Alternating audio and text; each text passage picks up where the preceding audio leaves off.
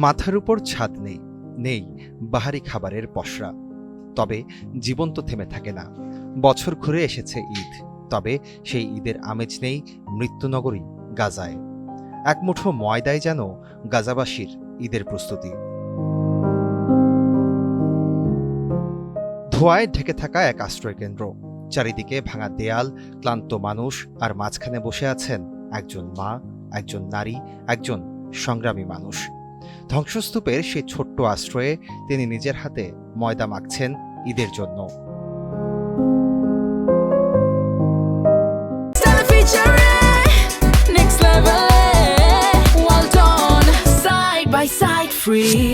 কোনো গ্যাস নেই, নেই কোনো আধুনিক চুলা, তবুও ঈদের আনন্দকে যেন মাটি হতে দিতে চান না ফাতেমা গান্ধুর।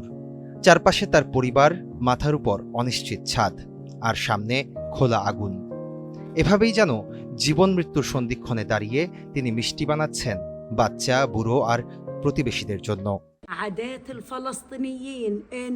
আমাদের ঐতিহ্য হলো ঈদের মিষ্টি বানানো। আমরা ফিলিস্তিনি নারী, অবরোধের মধ্যেও, বঞ্চনার মধ্যেও আমরা আমাদের আনন্দটুকু ধরে রাখার চেষ্টা করি। এই কথাগুলো শুধু একজন নারীর নয়, এ যেন এক জাতির নীরব প্রতিবাদ। ভয় আর ক্ষুধায় শুকিয়ে যাওয়া প্রাণগুলোতে খানিক শক্তি সঞ্চার।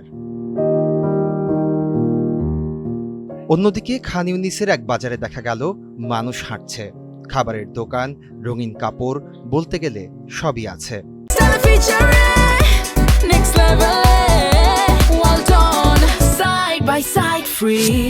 কিন্তু অদ্ভুত এক শূন্যতা চারপাশে, যেন সবকিছু আছে তবুও কিছুই নেই। মানুষ থেমে থেমে তাকায়, ছুঁয়ে দেখে, কিন্তু কেনে না, কারণ তাদের চোখে চাওয়া আছে কিন্তু হাতে নেই সামর্থ্য। সেই ভিড়ের মাঝেই দাঁড়িয়ে নিসরিন আবু সাদা। তার চোখে কোনো উচ্ছ্বাস নেই, নেই কোনো ঈদের আলো। ঈদের কোনো দৃশ্যই এখন আর দেখা যায় না।